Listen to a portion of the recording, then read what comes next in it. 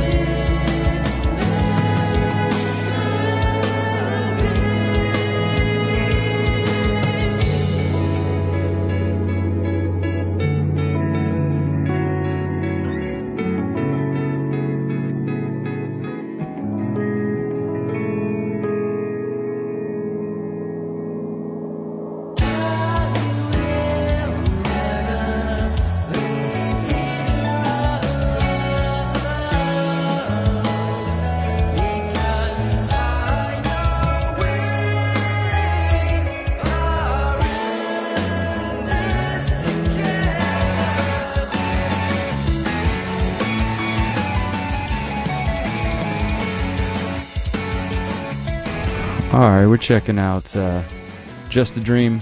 We turned them down just a little bit. They're in the background here. You're listening to Freethinker Radio, 90.1 KPFT Houston. My name is Derrick Broze. I'm here with Micah Jackson. Hey, glad to be here.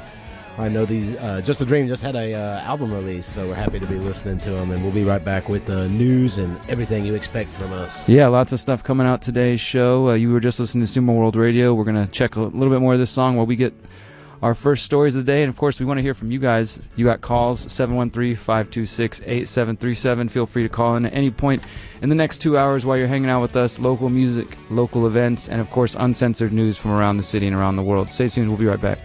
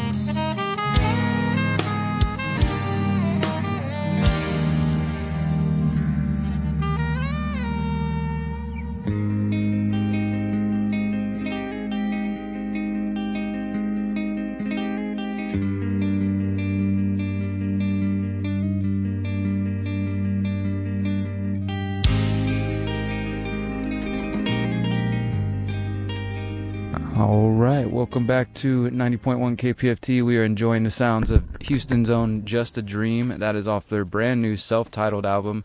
You can find that one on YouTube. What does that say? Just a Dream Official? Is that their YouTube? That it is. Just a Dream Official. We're going to try and see if we can get them on, maybe to call in on our Friday show, help them out a little bit, debut some of their new music on the FM dial this Friday.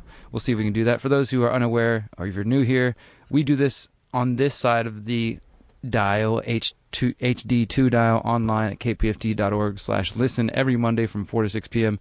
and then every Friday on the FM side, or of course online from 3 to 4. So you can get 3 hours of us a week. That's pretty intense. Yeah, that's pretty intense. I don't know if I could do that. I can't even handle 3 hours of myself sometimes. Yeah, that's why I got these headphones on. Yeah, lots of good stuff going on, though. We're happy to be here with you guys for Martin Luther King Day. Here in Houston, I'll say that the news, kind of the local talk of the town, right, is that the dueling MLK parades continued, the tradition of competing with each other. And what I mean by that is here in the city, there's just this ongoing, there's two Martin Luther King parades. There's the original one, which the city officially took the side with this year and made that the official parade of the city, which has never happened before. And then there's the other one, which I can't remember who hosts that one, but basically just two different groups of people here in the city of Houston who think that they are the official Martin Luther King parade. And obviously there's a lot of emotion and kind of support behind both sides. Obviously everybody wants to honor the legacy of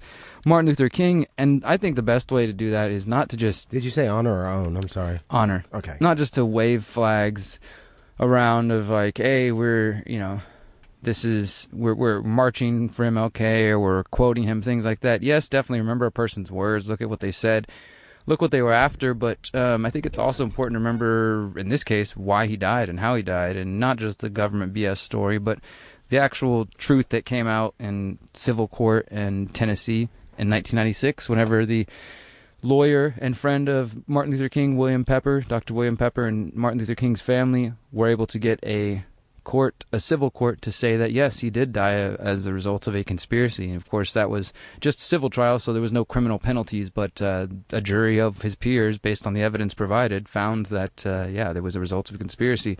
You can find out that if you dig into some of William Pepper's work, for those who really want to dive down that rabbit hole. But I always think it's important to remind people of that while there's all this, hallmark version of who MLK was. And that's what happens, right? It's like you oppose the state in some way. This guy, Martin Luther King, towards the end of his life, he was really realizing the intersection between the anti-war movement and his desire to help poor black communities and poverty in general, and that the poor and the oppressed are connected through war and violence like that. And, that's a powerful message that scares a lot of people who are in charge, I'd say. I'm kind of curious, about, Martin Luther King obviously has done tremendous work, in helping people have a voice, etc.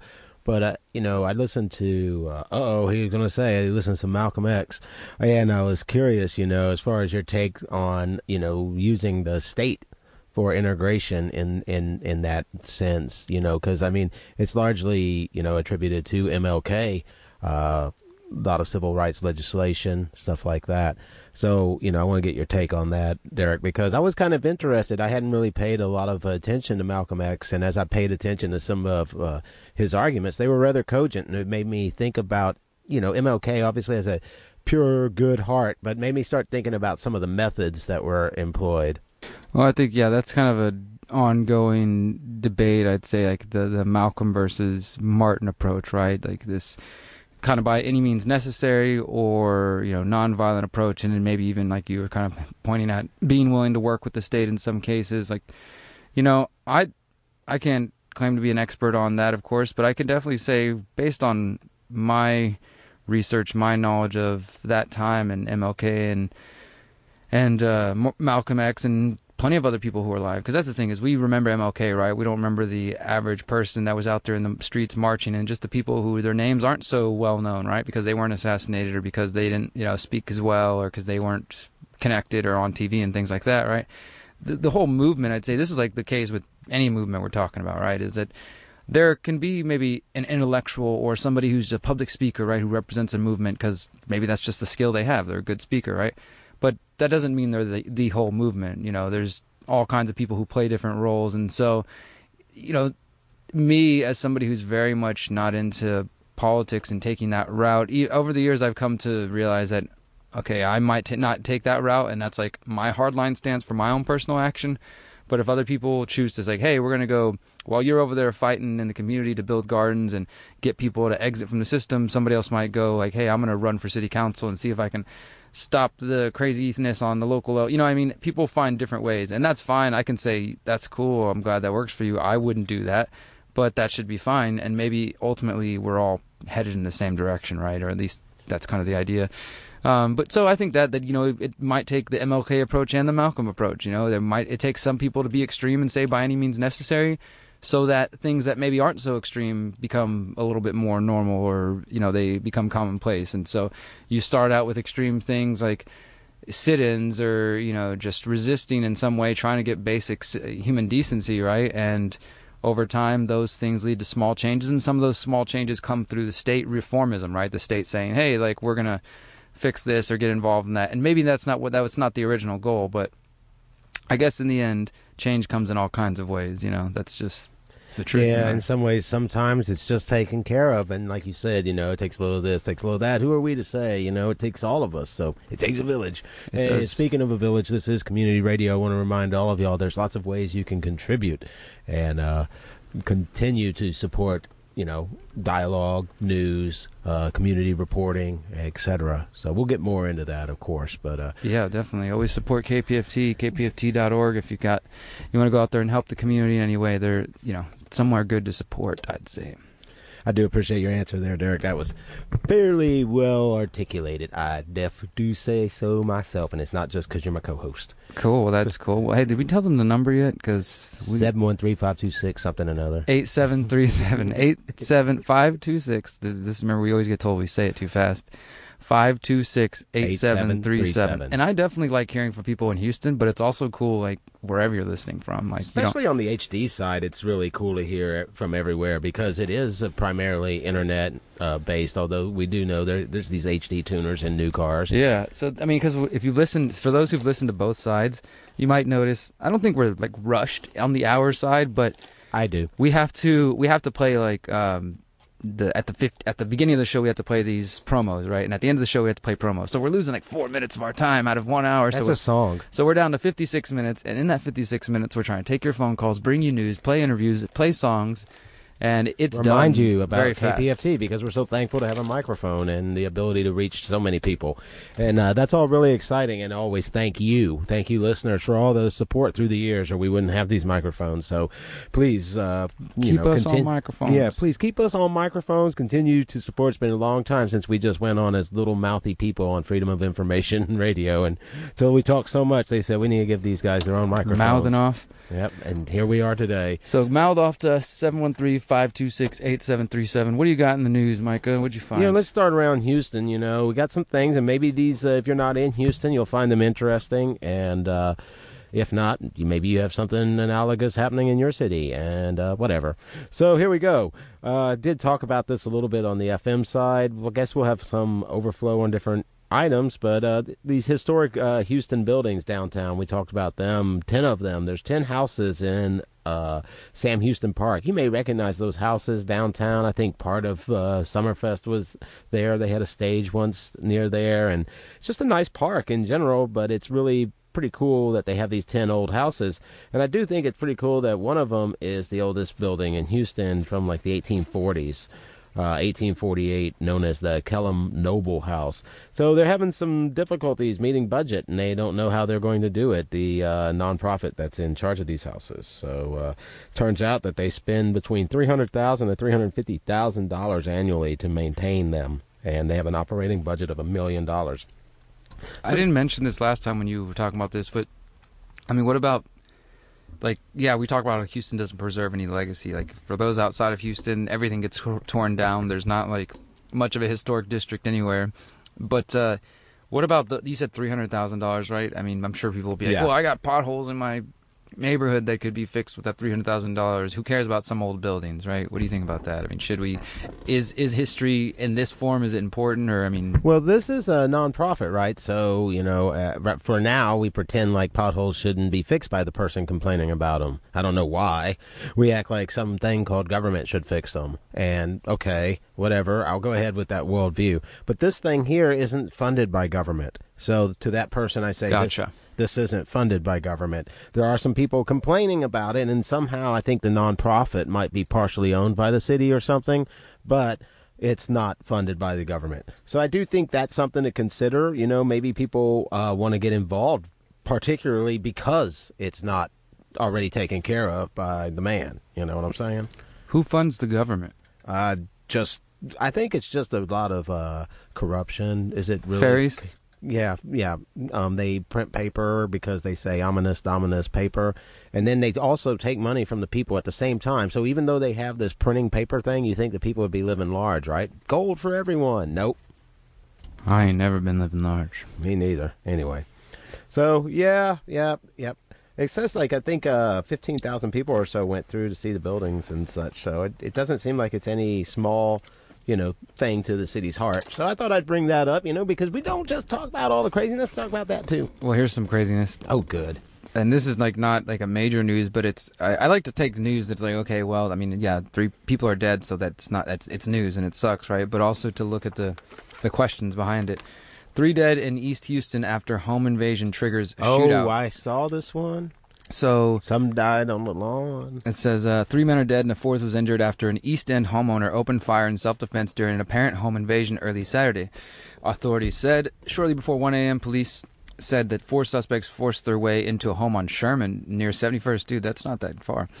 Triggering a shootout that left scores of yellow police evidence markers in the street.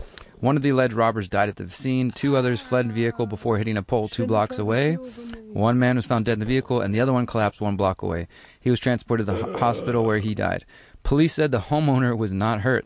Nope. Houston Police Department homicide detective Travis Miller said police believe all those involved are accounted for. So, yeah, I mean, what is the lesson here? I mean, for one, what I'm hearing is... Don't break into homes. If certain people had their way, you wouldn't even have a gun in your house to defend yourself in this case. I went out to... what would this guy have done without his gun? Called the cops? Maybe if he would have survived to call the cops. It was 4-on-1. It was 4-on-1, and it wasn't just like at 1 a.m.? Yeah, people coming in your house at 1 a.m. on a Saturday. I don't think they're there just to hang out, I mean, really. So, yeah, he probably would have suffered. He might have suffered a fate worse than death. I mean, I've heard of some horrible things. I'm not going to pull up the articles because they're horrible, but I'm sure you have too. Yeah, but I just find that interesting, because people, I'm not like an NRA fanboy or something like that, right? But I do see scenes like this, and you can pull them up. They happen more than some people would like to believe. Like, oh, wow, the gun actually used in the way that some people claim as self-defense, right? Some people, we were told by Paul Craig Roberts, which we will be playing that interview at some point. I don't know how long it would have taken for the Houston police to get there and attempt to shoot at someone, and I don't know if they would have hit that person or would have gone and just hit someone else. Your guns aren't just for hunting. Obviously, they're not just for hunting. I went to... Or even defending yourself against governments, but for...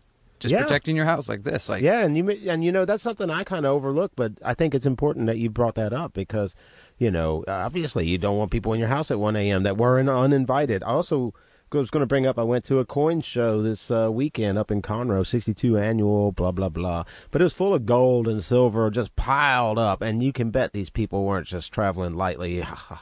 And I'm not just talking about the metals that they were selling. You got to be able to protect yourself. And look, I think armored cars do a pretty good job of that. So, hey, good point bringing it up. I'd like to hear, and I'm sure Derrick would too, what you would think about this article, 713-526-8737. Do you have to be a member of the Boys in Blue to shoot someone that's violating somebody's rights? Let us know. Yeah, and should you, should that be allowed? Should you be allowed to have that? I saw one, as far as self-defense goes, I saw this one case. I can't remember, the girl's name escapes me, but I'm sure some of the listeners know what her name is, but it was a young girl who had been human trafficked, and when she was 16, she shot and killed the guy who trafficked her, and then she originally was sent to prison. Traffic no one else. Yeah, and she was sent to prison, and she was being tried. And I don't know, I'm butchering the story, I know, for anybody who actually knows what's going on. I already want to know why she was sent to prison. But my point is, yeah, she did go to prison, and she eventually got pardoned or got overturned or something along those lines. And basically, you know, people were like, okay, justice was done. But it was just one of those cases of somebody. It's like, dude, this girl just got, like, you know, sexually assaulted and sexually trafficked, and she stands up for herself, and then she gets arrested. Like, thankfully, though, that you know, I'm glad you bring this up, because I think it lets us go down a whole other avenue too. Because, you know, think what you want about social contract. I bring it up usually around the ISD assaults, where, you know, they're basically expected to keep you safe because they're the ones making you go there. So it's a similar situation, you know. Here it is, you know, we give up certain rights to be in a society, and we don't say we give up the right to resist being raped, you know. And I think there's some people out there that might believe people should, you know, not have that right to resist being raped, you know, in that way. So I don't know. I think it's a little crazy. I think people get short-sighted. Let's stop all the shooting. And I think these mass shootings that we've been hearing about, I don't know the stats, but I've heard some really interesting stats. Kind of scary when you think about how much coverage they get, that it's such a fraction of, you know, deaths. I'm not trying to make it little. I'm not, you know, saying it's, you know, fake or anything like that. But even if every death accounted to it's legit and all that, then you know, it's still a minority amount of deaths compared to the amount of deaths that we've seen at the hands of government, even unaccounted deaths at the hands of government agents. So maybe I'm going too far with this, but hey, you've gone too far out on the edge. Got a little interesting one. Speaking of government agents, it turns out that in this, maybe a Texas police force did something right. Texas Police Department fires 5 officers, suspends 2 over in-custody death of 55-year-old suspect. The Texas Police Department terminated 5 officers, suspended 2 others without pay. Without pay. I think if you're suspended for something like that, maybe it should be without pay, or pay contingent on a clearing, you know. I don't know, man. Because sometimes we hear about a lot of people being, like, off with pay for a really long time. So it turns out this suspect died just a week ago in custody. Fort Worth Police Department said officers violated multiple policies last year when they arrested 55-year-old Christopher Lowe, who died in officers' care after complaining of medical issues. No medical aid was summoned after he reported, you know, feeling ill. And turns out, oh goodness, it's pretty rough. You can get further into that, but they actually took action. Investigators with Fort Worth Police Department's Major Case and Internal Affairs Unit said they found, quote, multiple violations of departmental policy, including failure to protect the rights of persons in police custody, but they did not specify the officer's suspected role in the man's death. Quote, the actions taken by the officers involved in this incident discovered during our investigation are not in accordance with the values of the Fort Worth Police Department. Yep. So, yeah, that happened. They stood up and did something about that. We've heard a couple of cases here in Houston, you know, about people suicides. This is a individual that was actually medically had a medical issue and wasn't taken care of. So I got one for you, Micah. Yep. We can file this under conspiracies which have appeared to come true, right? So there's been in certain circles of the internet this idea that you know, the elite, the upper class crusties are up there, and they obviously, we understand, like, if you have great wealth, then you have access to medical care that somebody with little wealth will have access to. And like, anybody ever seen that movie Elysium? You've seen that one with Matt Damon, and it's like this future where the wealthy people, of course, they end up, like, Earth is rotting, it's going to, you know, it's a flaming ball of fire, so they build this little spaceship above the planet called Elysium, and that's where they all live, and they kind of, like, watch over the rest of us down here. And in that movie, they actually show how, like, the elite up on the base, on the Elysium spaceship or whatever, they have, like, these machines where they can lay down, and it just kind of scans their whole body and keeps them young. They've got access to all the latest technology, and they keep it from coming down to the lower classes. But anyway, so one of the ideas around that is that the elite, you know, drink blood or something like that, right? Well, there's some version of that appears to be true, and this is interesting because it's now coming to Houston. This is from the Chronicle called Young Blood to Cure Your Ills. Houstonians can try it for $8,000. What a deal. This is a part of a growing trend that appears to be popping up in different places in the United States. And this is one of the places in Beaumont. It says, think young blood is the key to better aging. A new company based on that premise will now inject such blood into the veins of people in Houston who want to give the idea a try. For only $8,000. Fair warning, it'll cost you at least $8,000 payable online through PayPal. Business Insider is reporting Houston is one of the 6 U.S. cities where a startup called Broze is providing the unusual therapy inspired by a 2014 study with mice. Experts say there is no evidence it can rejuvenate normally aging people. That's a very expensive fountain of youth, says Dr. Mark Uden, professor of medicine at Baylor. He says this is a legitimate area of research, but this company appears to be just hype. According to Ambrose's website, people in Houston, Phoenix, LA, San Francisco, Tampa, and Omaha, Nebraska can receive intravenous infusions of plasma from donors between 16 and 25 years old. $8,000 for 1 liter, $12,000 for 2, and laboratory fees are an extra charge. A liter of plasma usually goes for about $1,000, says Mark Uden. He warned that more plasma than that can cause blood overload, resulting in heart failure. Ambrosia recently conducted a clinical trial where participants paid $8,000 designed to find whether the procedure is beneficial, but the results have not been published. The owner says the results have been really positive. And yes, this has been shown in the past that blood transfusions from young donors could be helpful for Alzheimer's patients. That's currently being tested. And that there have been shown to be some modest benefits in a small number of patients. So they're not quite ready to say, yes, infusing yourself with the blood of the young can keep you young and healthy, but we might be on the cusp of, again, like this idea that there's some crazy group of people out there drinking the blood of the young or taking Elizabeth Bathory. Yeah, things like that, right? I mean, the Queen Elizabeth, whatever. I don't know. No. Elizabeth Bathory was a Hungarian noblewoman, led serial killer from the noble family of Bathory, owned lands in the Kingdom of Hungary, and she was labeled by the Guinness Book of Records as the most prolific female murderer. Though they don't know exactly how many, she did like the blood of the young. And there have been rumors of this kind, throughout history of different people. But I guess if you got $8,000 to burn, then if you got $8,000 to burn, you might want to go to the farmers market this Saturday because there's a lot of stuff to get there. I'm just telling you. Do they have 1300 Heights Boulevard? Youngster blood? There's going to probably be some youngster blood. I just don't know $8,000. I see they take plasma for $50. I mean, it won't be in cans yet, though, right? It'll still be in the bodies. Is what you're telling me. Yeah, it'll be in the bodies. You'll have to have your own methodology. I'm not exactly sure, but there's going to be a lot of organic, non-GMO. You're just wrong. Yeah. All right. Yeah, but you get the message. It's what a great is this place market? To go. What's it called? Oh, yeah. Now you care. No, well, there's going to be talk youngster about the blood. vampire some more. No, let's see here. Oh, yeah, for sure. We're talking about local stuff in Houston, and as we pointed out, there is a vampire company. I just want to know if it's limited to that company or if anybody can do this. Is it like Yellow Cab used to be before Uber? I don't know. I think they've got a monopoly at this point. Maybe soon you'll have an app where anybody could just... How much do they pay people for their blood if they're selling that stuff for $8,000? More than $50? I'm sure. We need some part-time jobs. Yeah, blood transfusion. But you have to be young. That's the thing. It says 16 to 24, so they're not going to take your Yeah, you're blood. Right on that. They're not taking mine. They're not taking yours either. Yeah, no, they're not taking either of ours, but there might be a market for older blood. Older blood. Yeah, it might be cheaper, old, sluggish blood.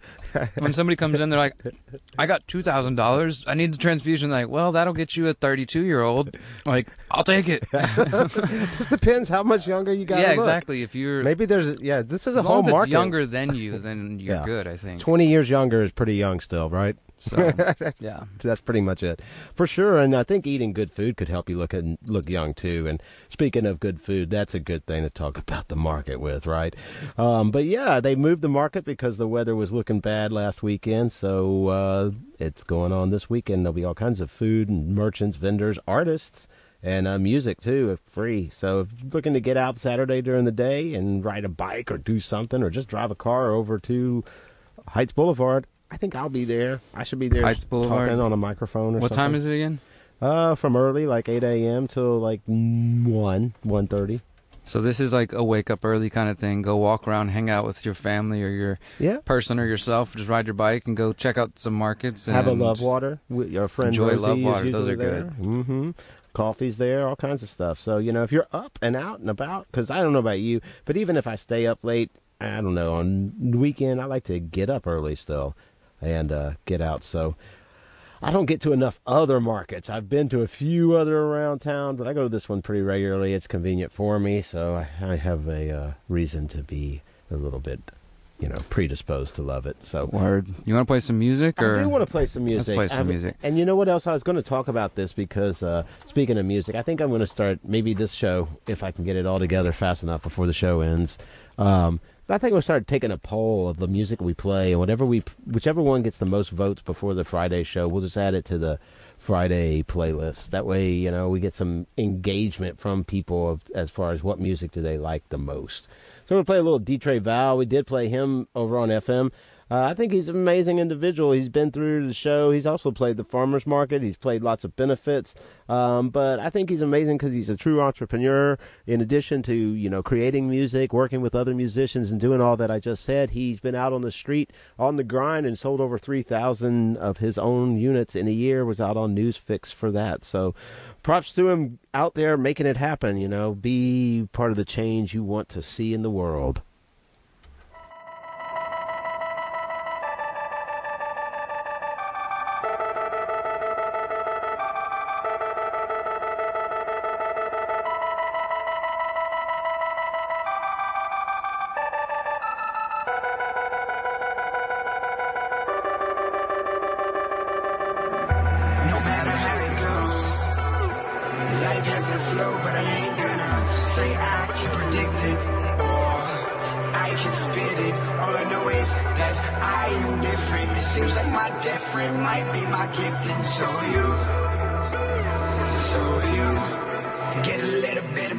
Expose your mental weakness, let go of all the secrets. All those in the code, join my allegiance. And where you enlist, you must raise your fist and swear upon this that you will never quit. I seen inside a dream a king. Mayhem, destruction, a lunar eclipse. The planet enclosed in my fist. Return with the force of a Sith and revenge I'll get. Unload and explode my cerebral and give all my thoughts to the people. One last attempt to rebuke all the evil. Right your wrongs and live your life. Fight.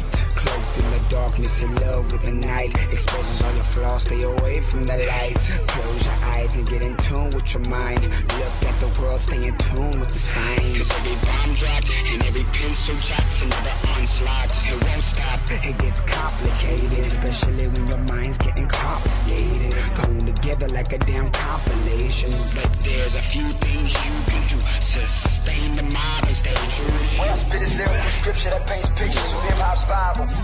Now change your pages to revelations. As I levitate the game through meditation. Trying to gain your admiration through hard work and dedication. As I pledge my allegiance to these 50 stars and 13 stripes. Deep down in my soul, I know what I am doing is right. So I take this rebellion and switch it to a revolution. And there'll be no solution as my rebels start shooting. And it all begins anew like a New Year's resolution. Fight!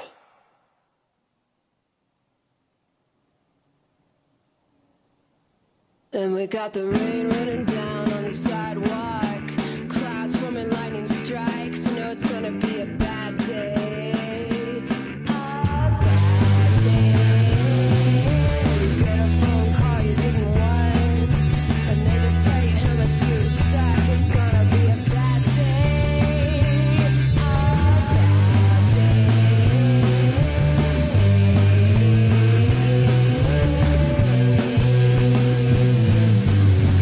When you get to the 50th floor, don't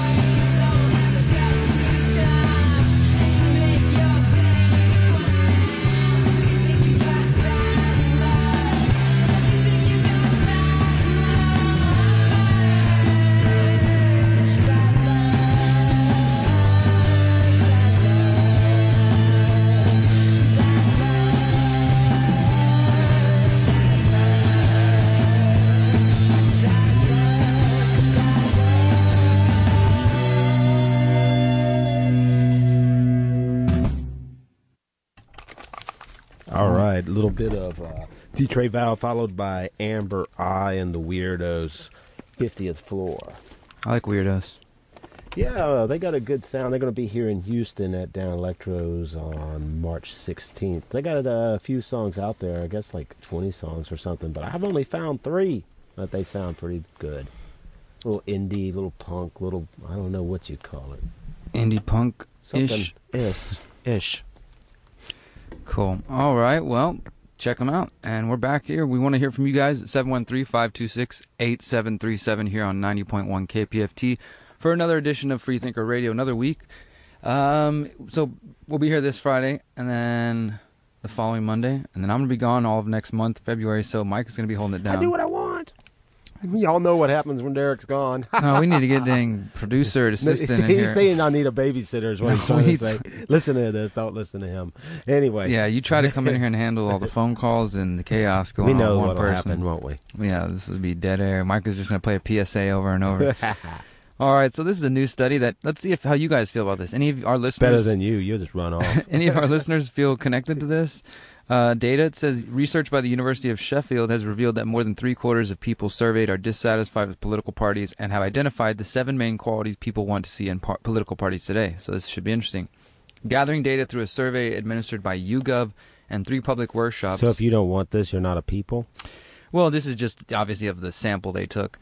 It says research led by Kate Dommett and Dr. Luke Temple asked people about their attitudes towards parties, including how people believe parties are behaving now and how they would like to see parties work. I love to party. The top words used to describe political parties by workshop participants included unrepresentative, undemocratic, self-interested, and divided. 75% of the people surveyed said that they were fairly or very satisfied with parties. So think about that.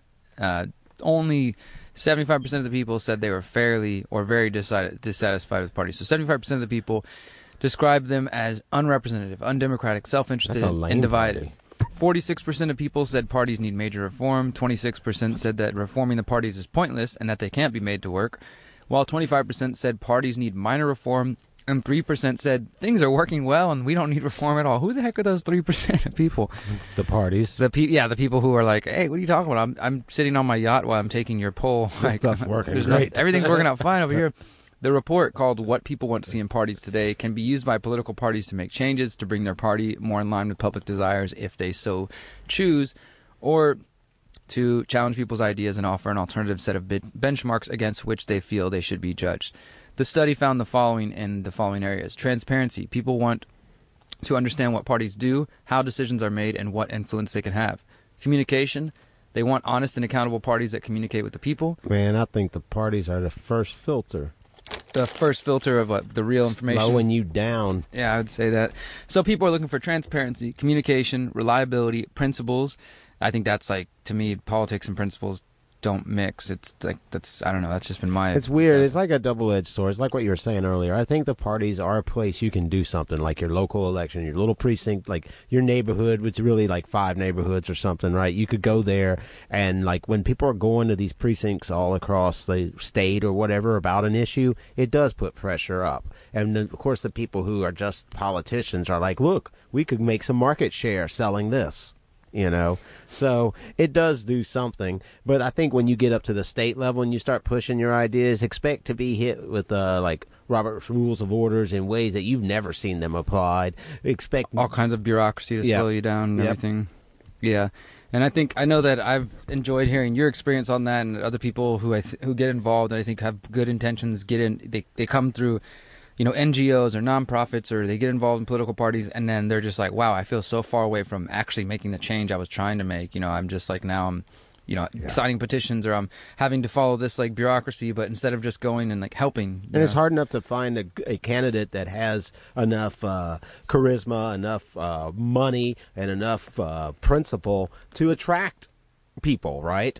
You know, I can imagine just trying to do that on your own, right, within a party. So even when you find someone that you could support within a party, it's still really difficult. So I think that a lot of times it serves more to be just like a club thing, like the PTA or something, more than a real agent of change. Something like more fluid, maybe, or something. Yeah, it's just too clunky, and that's why both of them, I don't know. People will probably disagree with me, but both of them kind of serve a lot of the same ends. Yeah. So it says, just to wrap this up, that people want transparency, communication, reliability, principles, inclusivity, accessibility, and integrity in the political parties.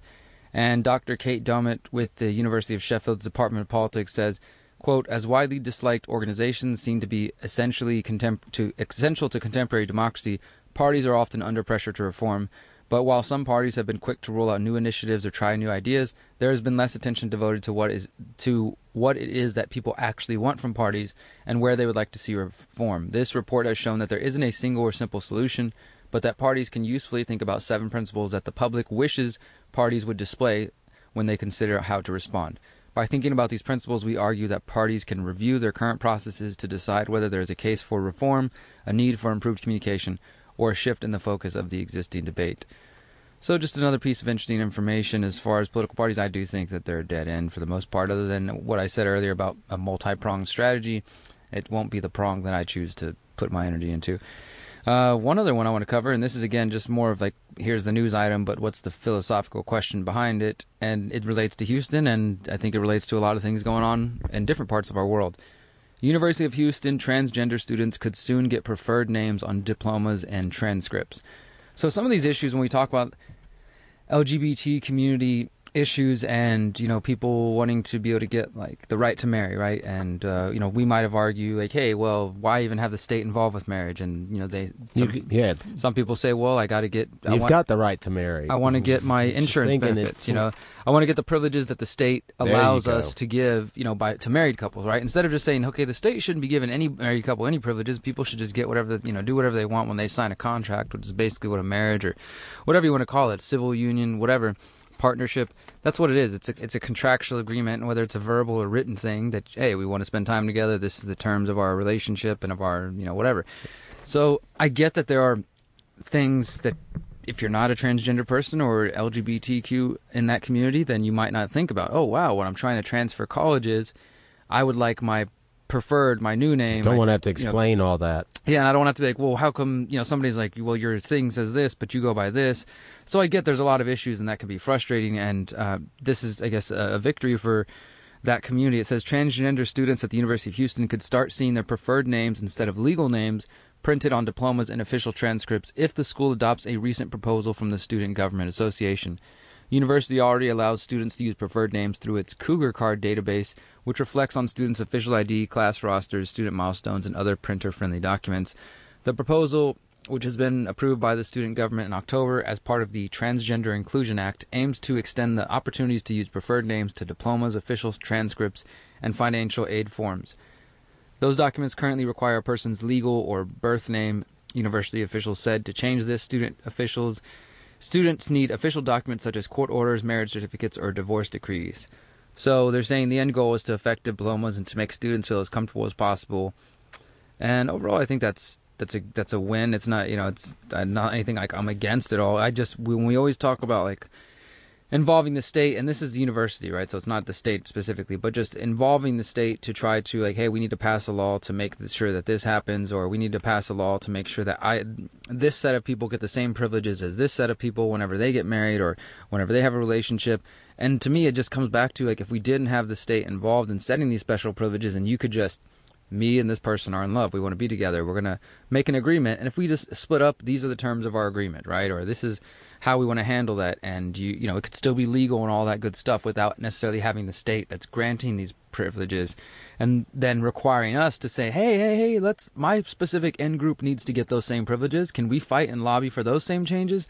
You know, because they're getting it and we're not getting it, right? And it does create inequality, but it's the state that's creating it through the privilege game in the first place. That's at least how I think about it. That sounds kind of right. They kind of institutionalized privilege. Yeah, exactly. It's state institutionalized privilege. It's definitely a good way to think about it.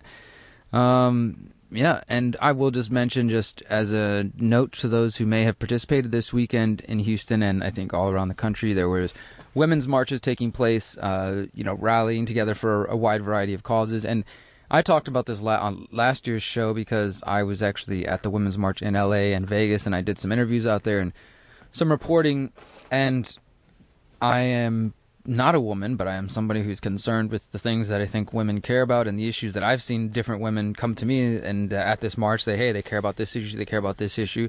Issues that not only affect women, obviously, but that affect a large group of people. But there are some issues that do specifically affect women, so it's good to see that happening.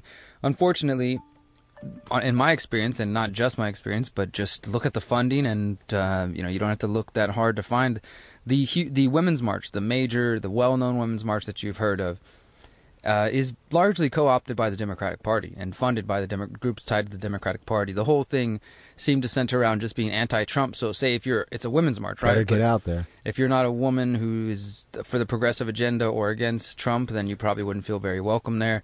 If you were an anti-war woman, they decided not to make the war agenda a part of the official thing. And I'm not sitting here trying to bash that. Like, I think it's positive that women and different people get out and do something, right, and come out. But we do have to remain critical in our thinking and in our actions. And when you go out to a march, it's important to know what you're supporting or who's funding it. And it doesn't mean you can't still be there and be independent on your own and not of that cabal. But it is important. It is important because that's what happens is a lot of well-intentioned activists get sucked into these different movements and these different groups where they just take that energy that's like looking for change and really trying to find a way to it, and then they just cycle them back into the same old system. Constantly, right? I mean, I almost think it's kind of a great thing that you can count on, people to want it better. And, obviously, every certain amount of time, a strong enough crowd of people want it better in this or that way that they start to assemble. And as soon as they assemble, you can bet some politician wants to be in front of that on the microphone talking to them. Absolutely.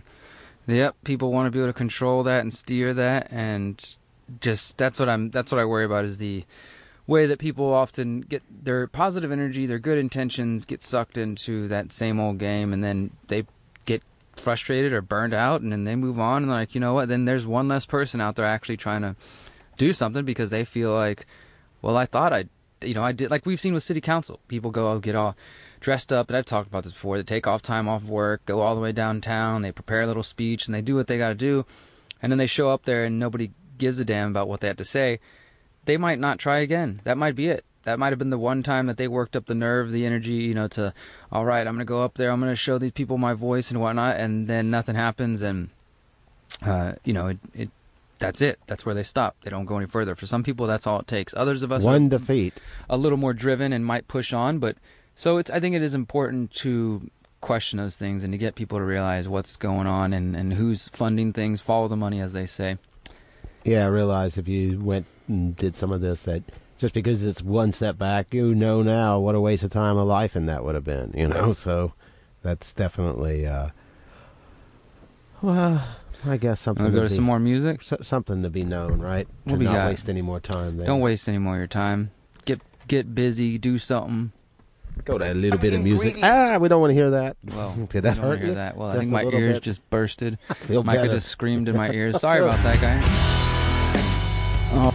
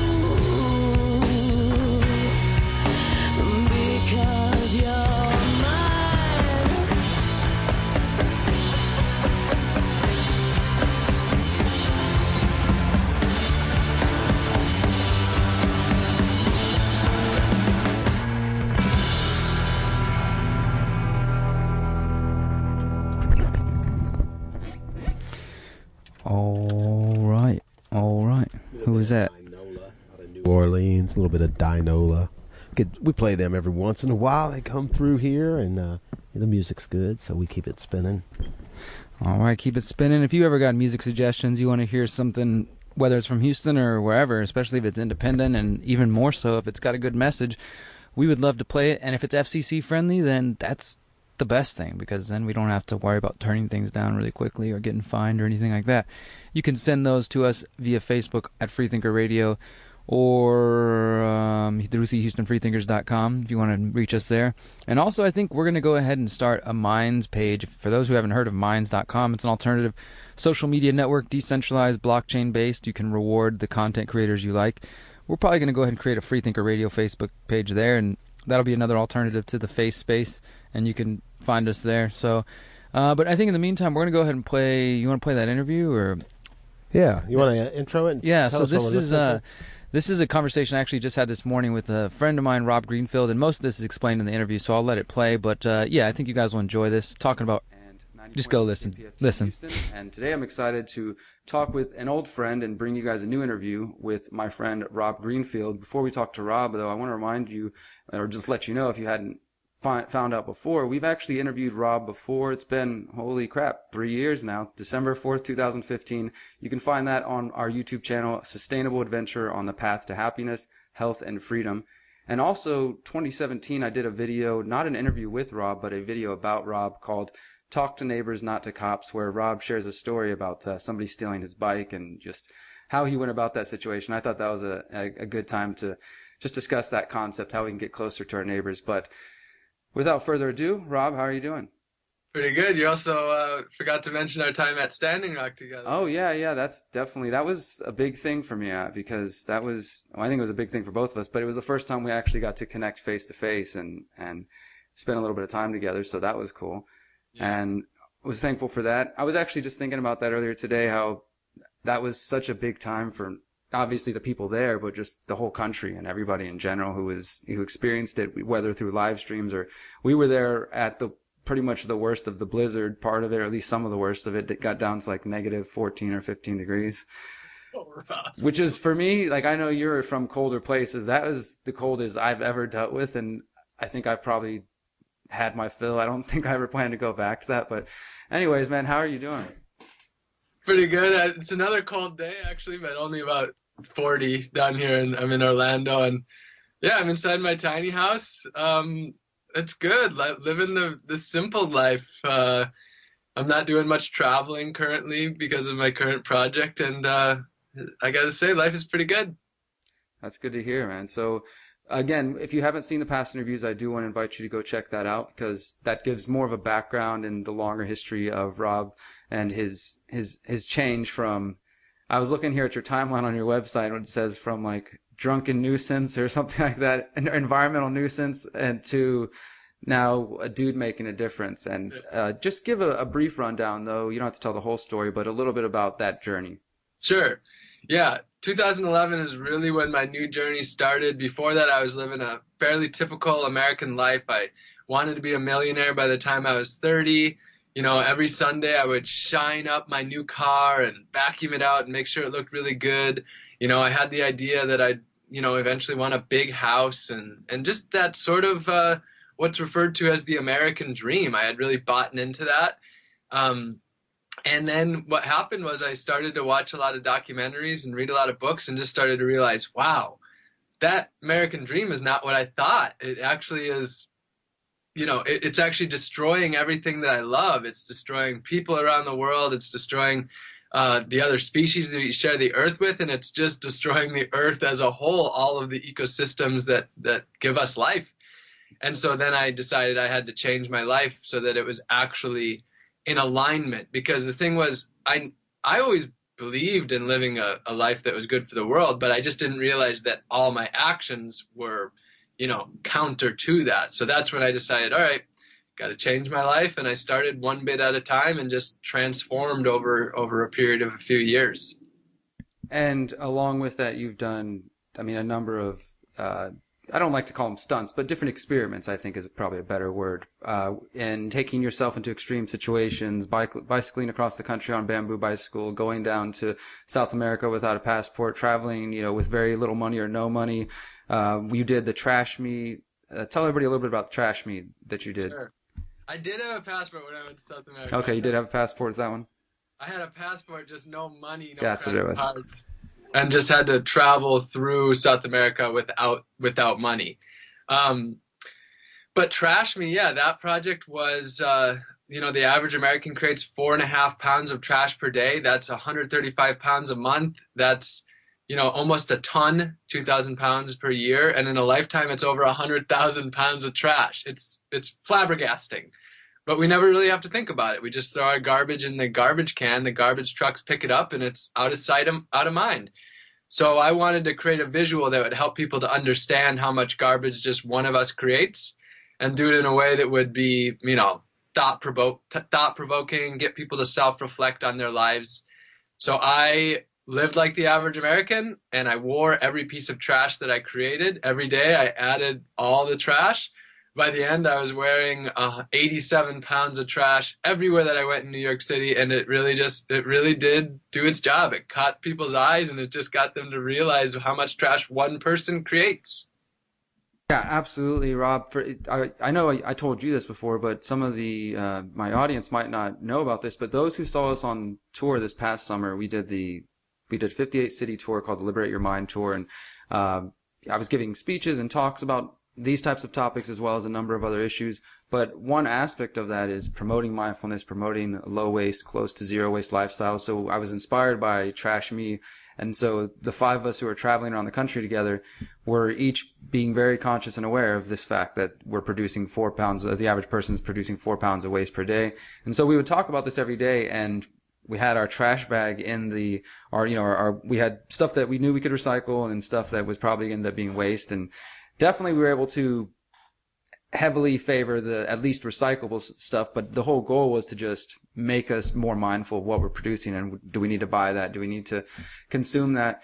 And it was interesting because specifically with, you're traveling around the country in an RV, so you're living in the RV, and so this bag, after 3 or 4 weeks on the road, it wasn't monstrous. I think at the end of every trip that we took, there were 2, 3, 4 week trips, we totaled the average of like 0.2 pounds per person per day, so we were doing pretty good. But even the fact that the bag is like in the middle of the RV, right? So somebody asked, can we move the bag to like the back so, it's not in the way? And I was like, that's the whole point. It's supposed to be in the way. For me, it's to make us more mindful and like, hey, this is the things that we're producing.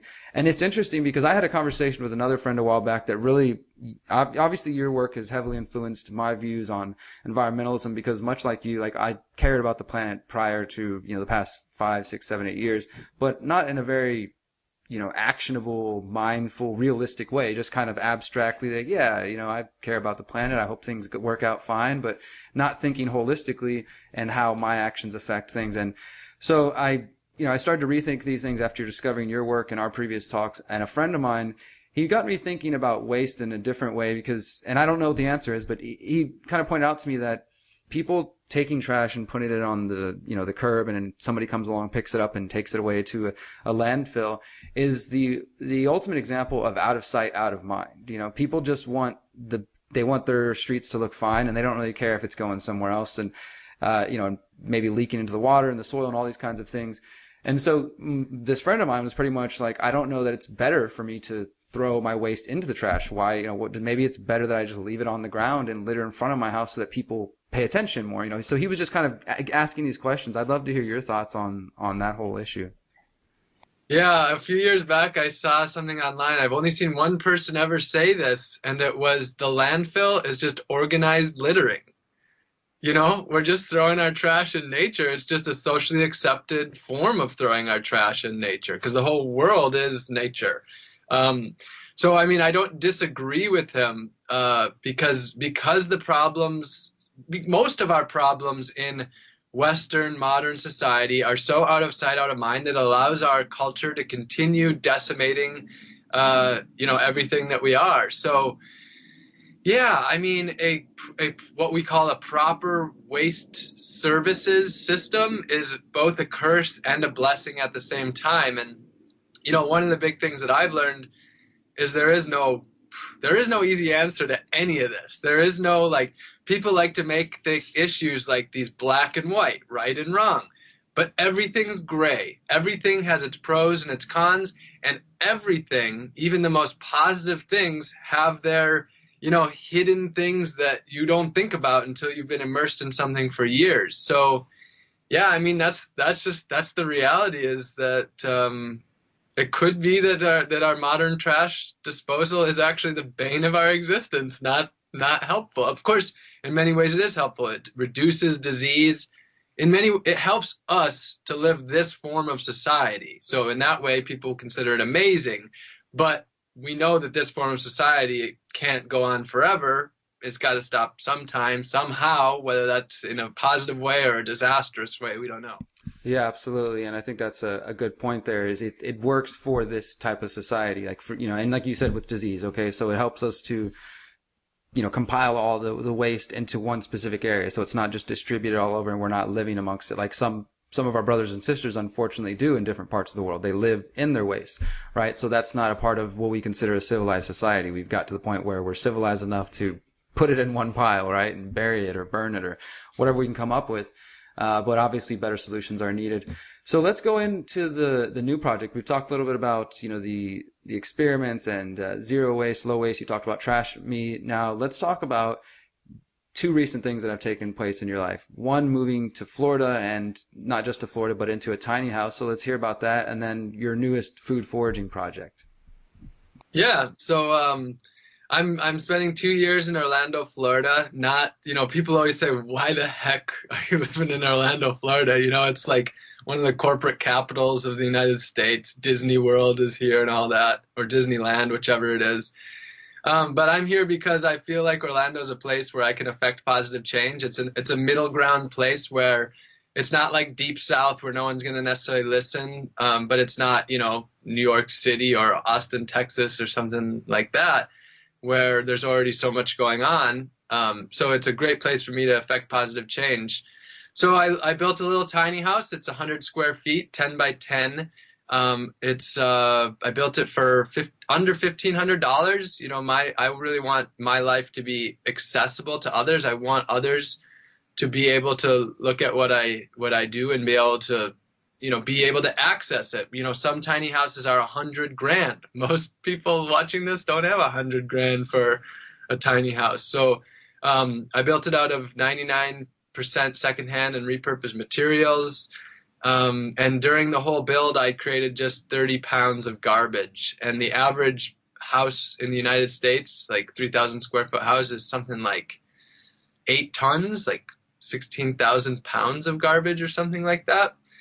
And then, my current project is for 1 year. I'm growing and foraging 100% of my food. No grocery stores, no restaurants, no dumpster diving for food to eat. Literally growing or going and foraging 100% of my food from I keep using this word nature. Nature is just a concept we've come up with. The earth and nature are inseparable. Humans are inseparable from nature.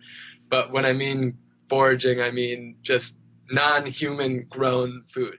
So you're saying non-human grown food, does that include, well, I think I saw in the video that you are like, if there's somebody who's got a fruit tree in the neighborhood, that's okay. That's part of the deal, right?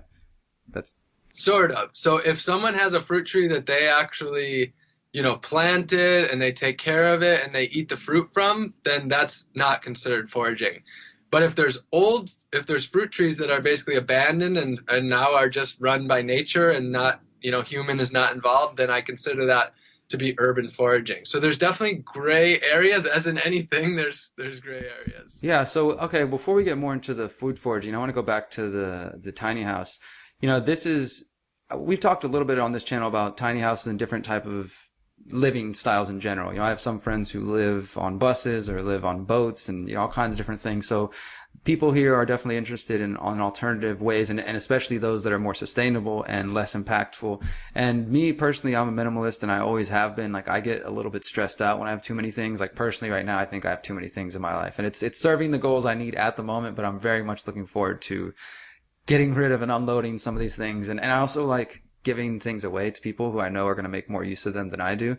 But what's the biggest change for you to go, or, I know that you haven't had a traditional lifestyle in a while anyway, so you're not going from like, a 2-story house in the suburbs down to a tiny house, which, let's say some of the viewers, that might be a very big change to them. What would be your advice to them as far as adjusting to something like that, from a bigger type of living situation down to something like you have? Yeah, it's all about taking it one step at a time. It's very easy to, watch inspiring things online and look at our lives and look at the life that we want and, see this gap, this massive gap, and just feel overwhelmed, and not really feel like anything is possible because we feel so overwhelmed. My recommendation is you got to start with where you are. You can only be you. You can only be you in the time that you're in and in the location that you're currently in. You have to embrace that, and you have to start there. So for me, I only got down to living in this tiny house by years of downsizing, because if you have tons of stuff, it's hard to imagine living in a tiny house. So, when I started to realize I wanted to live a life less based on stuff and more based on, purpose and passion and connecting to people and experiencing the life that I wanted, I decided, well, material possessions aren't so necessary for that. And in fact, they're getting in the way. So what I started to do is I would do an exercise where every 6 months I would go through basically everything in the house, and I had a 3-bedroom apartment at the time, and I would say, does this bring worthwhile value to my life, or is it taking away? And also, have I used this in the last year or not? And if the answer was no to those questions, then I would get rid of it. And all right, you've been listening to an interview between us and Rob Greenfield. You can find him at robgreenfield.tv. He's a sustainable activist. He calls himself a dude making a difference, and that interview can be found on the Conscious Resistance YouTube channel. He seems like a fun person too. He's a really good guy, and he definitely, like he was explaining there, he does like these extreme different experiments and stunts to get people's attention, not because he's expecting everybody to wear their trash on them, but because he's like, maybe he could do something extreme and encourage somebody to go visit a farmer's market, or to join a community garden or something like that. So, yeah, check Rob Greenfield out. I guess we listened to about a third of that. There's another 2/3 if you want to go on YouTube. Rob Greenfield on Zero Waste Lifestyle. You'll find it if you look for that, I'm sure. Check it out, yeah. And we're going to get back now to the news. And, of course, we're here on 90.1 KPFT Houston, ready to take your calls, 713-526. I feel like we're here on a lot of holidays. 8737. This is a holiday. Well, I guess Mondays sometimes are holidays. So, yeah, sometimes we're in here and there's nobody here in the whole station or and nobody else in the studio. It feels nice and quiet. And me and Micah turn the lights down low and we sit here in the dark and just talk. There's lots of lights. There's so many lights. We don't need the surgery lights.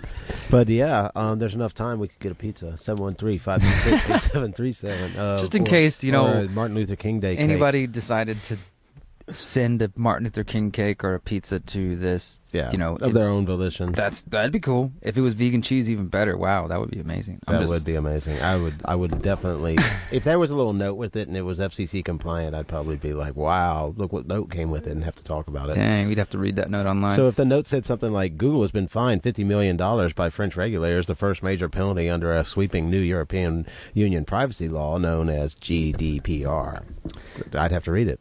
Well, why don't you read it? Okay, well, this was a lot longer than a note that could fit on a pizza box, but according to the French government agency known by the acronym CNIL, seriously, CNIL, Google is still in breach of the law. CNIL explained that Google had violated 2 provisions of the law. First, by not making its data collection policies easily accessible enough, and second, by not obtaining sufficient and specific user content for ad personalization across each of Google's numerous services, including YouTube, Google Maps, and more. It's a one-off time-limited infringement, the agency said Monday. The two complaints were filed jointly on the day the law went into effect by the French digital advocacy group I don't know how to say this French word, La Quadrature des Net, and the group Noibi EU, a watchdog organization started by Max Schrems, the young Austrian privacy activist who has been tangling with Silicon Valley giants, notably Google and Facebook, for years, apparently using the legal structure of the EU. Following the introduction of GDPR, we have found that large corporations such as Google simply, quote, interpret the law differently and have often only superficially adapted their products. Schrems said in a statement, "It is important that the authorities make it clear that simply claiming to be compliant is not enough." NOIB, a English acronym for None of Your Business, has also filed related complaints against Instagram, WhatsApp, and Facebook, which remain pending. Google did not immediately respond to any requests for comments, and it did tell the Washington Post in a statement that it, quote, deeply committed to meeting these expectations and the consent requirements of the GDPR. That's what they say, though. We'll see. Consent is not enough. Yeah, comply.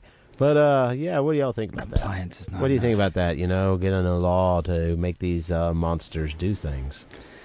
Yeah, I paid attention to that law. It was the EU law over there. Now, if you visit any website that's owned by the EU, they'll pop up and it says, like, we are read our GDRP, whatever the acronym is, read our compliance, and each website basically has to tell you what they do with their data. I don't think that's, like, the worst thing of all. Will it actually lead to any kind of concrete change? Like, I don't know. I guess we'll have to see.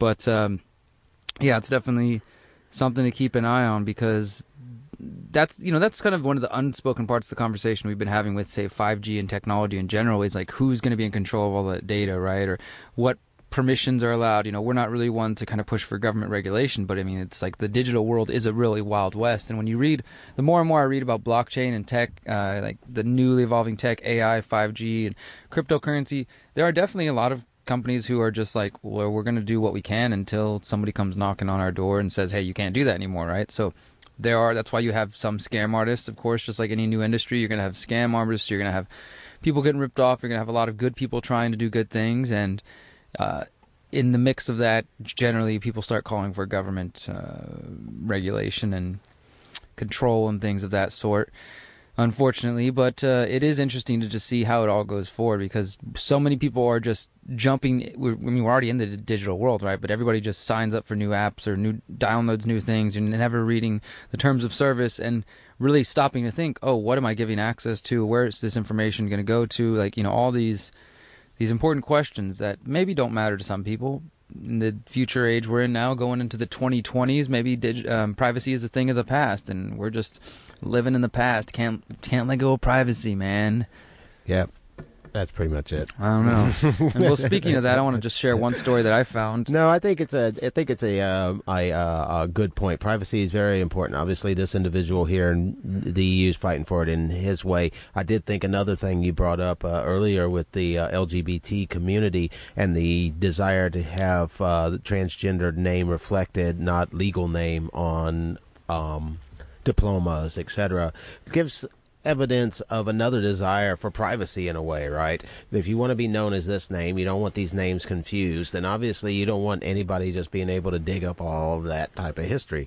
Obviously it's a medical condition, people say things like that, so you may have a reason to not have everybody know your medical history, or maybe you just don't want people up in your business. Yeah, because it could be detrimental, obviously. Yeah, exactly. So especially if you're coming from a community that is full of haters or faces haters, faces bigots, or people like that who are like, hey, look, we use this. Because, I mean, in the world we live in now, people get so upset on the internet now, like they'll go ahead and dox. They start researching somebody. They find their place of work. And then, if somebody was really crazy, they could come be violent towards them, right? So maybe they're like, oh, I'm going to target transgender people, or I'm going to target whoever, right? And they access this data, which is just out there on unsecure servers often in these companies, where these companies are selling it, and the whole point is you have no control of it at this point. And we did talk about these companies selling it, did we not? Yeah, we have talked about that. But I will say this on the kind of positive side of things. I do believe, and it seems like I've been noticing that there is more of a push, at least and more and more in the tech community, there is more of a push for people to become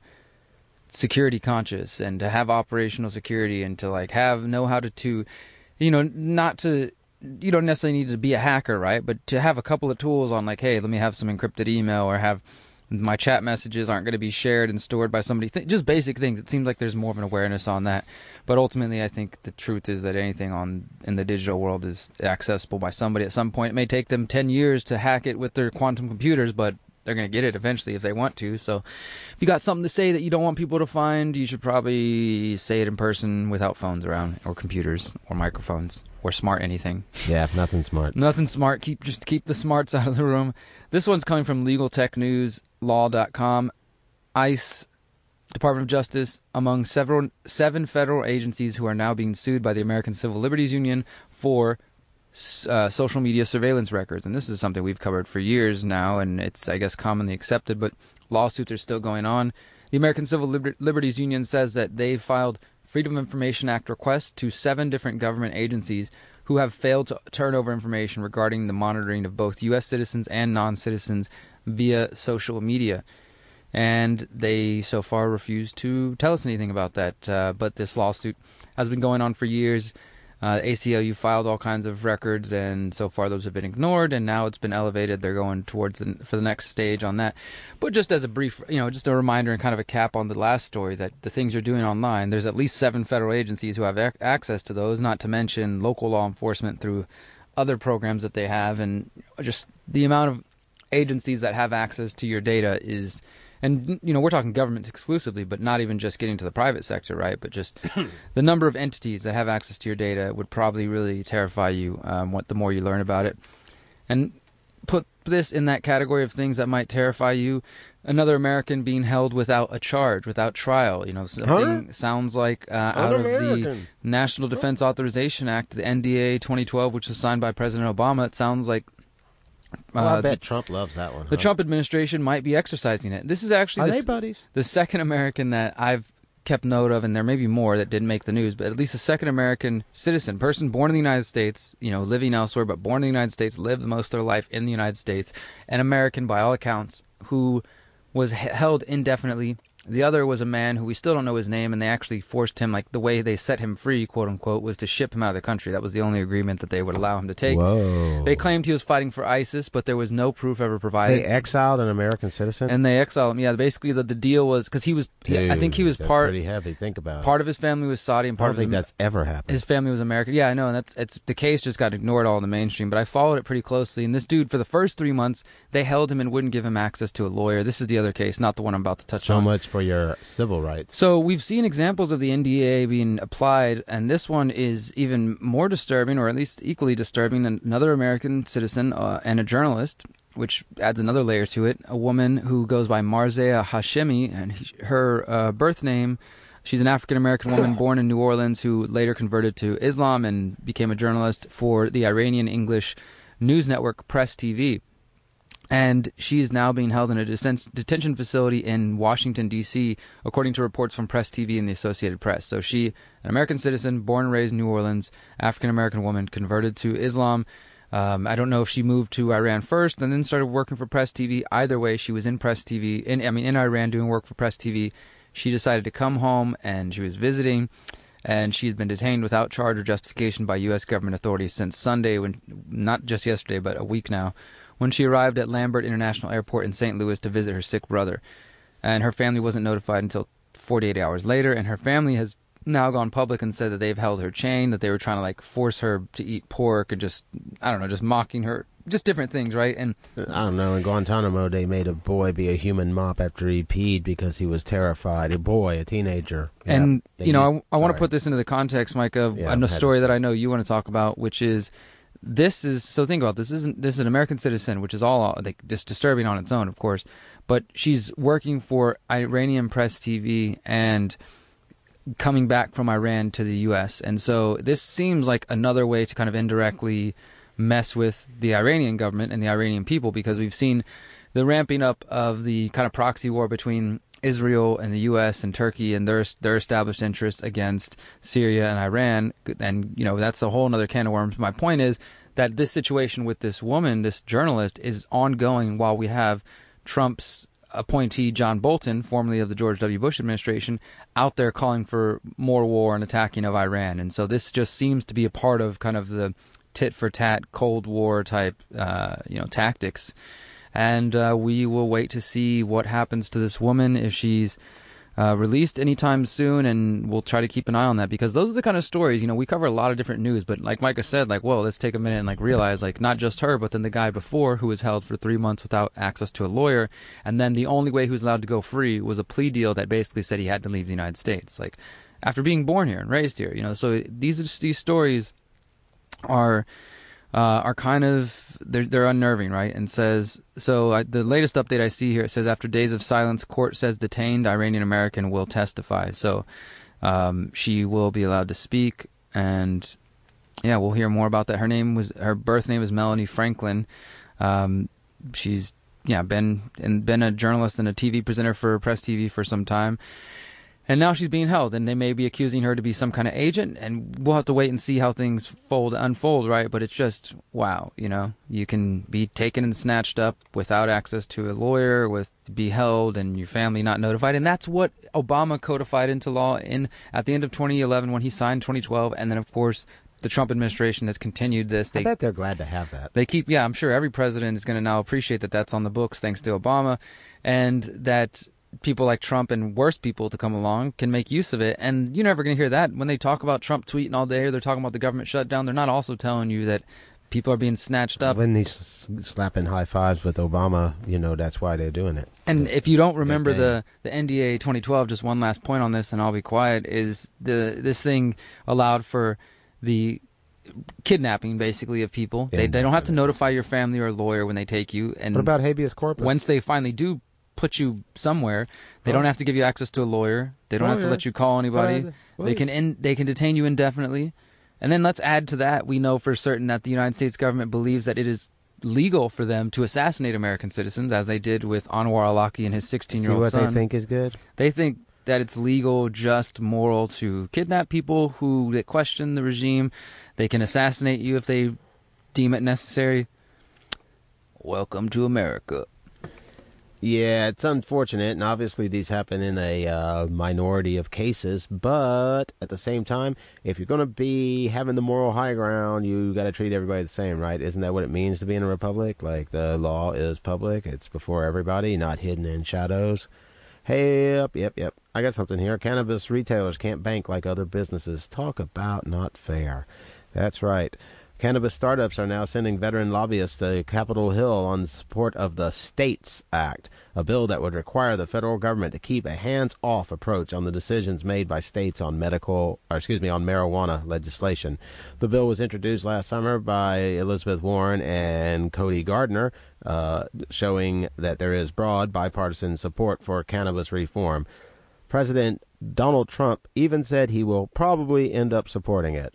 Tracking seed to sale is difficult, and the nearly $10 billion industry is dealing largely in cash, creating serious safety concerns for wholesalers, distributors, and dispensaries. Speak of who might want a gun.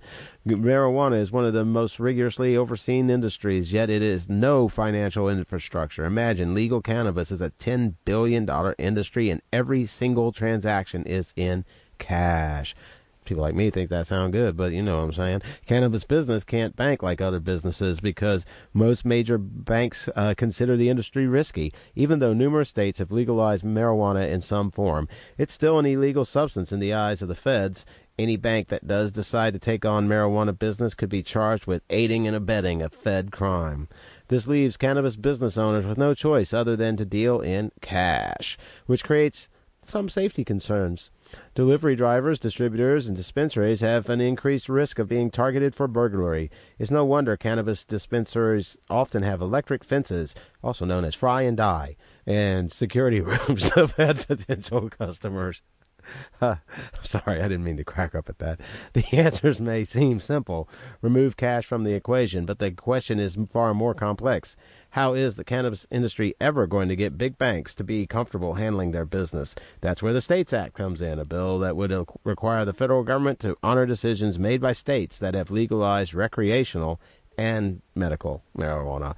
Since the bill was introduced in June, cannabis startups have increasingly branched out from the familiarity of the grow room to the halls of Congress, hiring lobbyists and providing other financial support to make the case. So, yeah, what do you think about all that?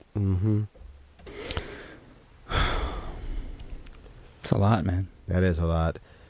I'm just sitting there. That's only a fraction of the that's only a fraction of the article. So if you want to get deeper into the business of cannabis and what's going on with the banks and these companies, I mean, it's huge. I tend to agree with you that keeping things in cash is the way to go. And I'm just going to spend a moment on something that is really important to me that maybe our audience has never heard of. But that whole thing goes into this, what some people consider a science, or at least, it's a research area of counter-economics, the counter-economy, or what is now referred to often as the informal economy, or sometimes even System D by one researcher.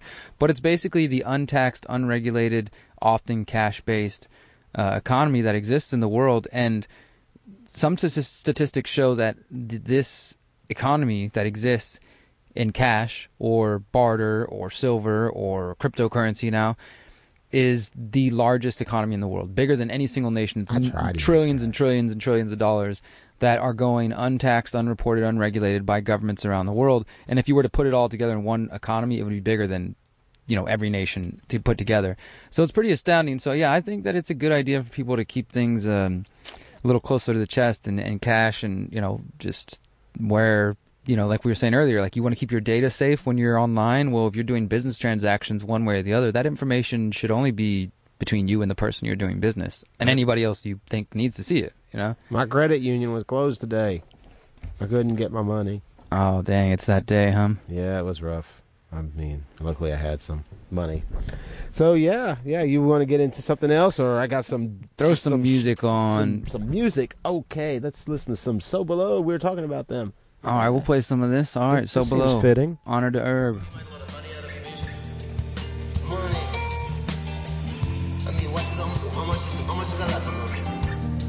Yeah, that's a good question. Have you made, say, millions of dollars?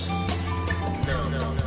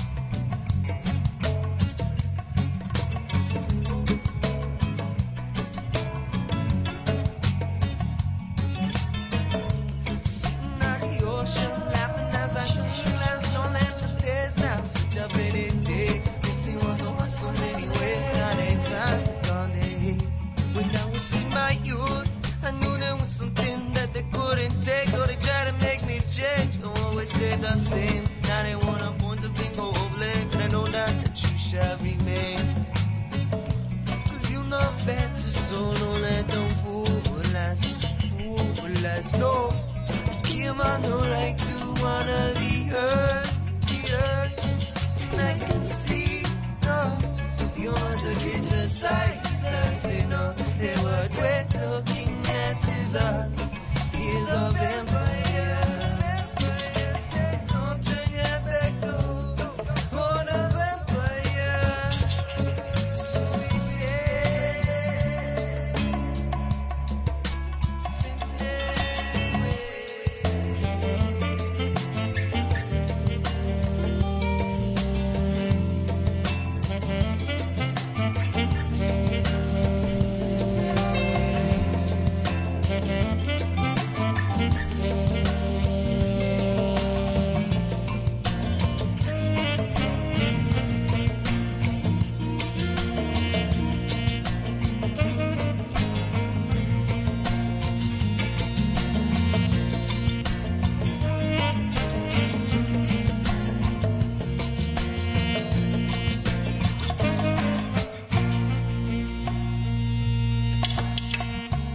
running out of time, running out of time.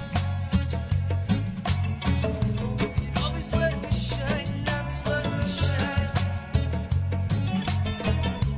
Wait tomorrow to be somebody today. Wait tomorrow to be somebody today. 'Cause I know better, so I wanna live for less slow. Give on the right to honor the earth. And I can see you want to criticize us, but know that what we're looking at is a vampire. Sometimes you never back home.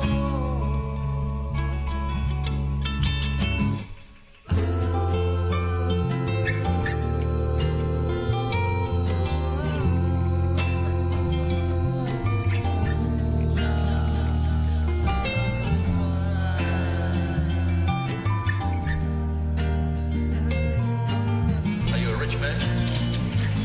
When you mean rich, what you mean? You have a lot of possessions? A lot of money in the bank? Position make you rich? I don't have that type of richness. My richness is life.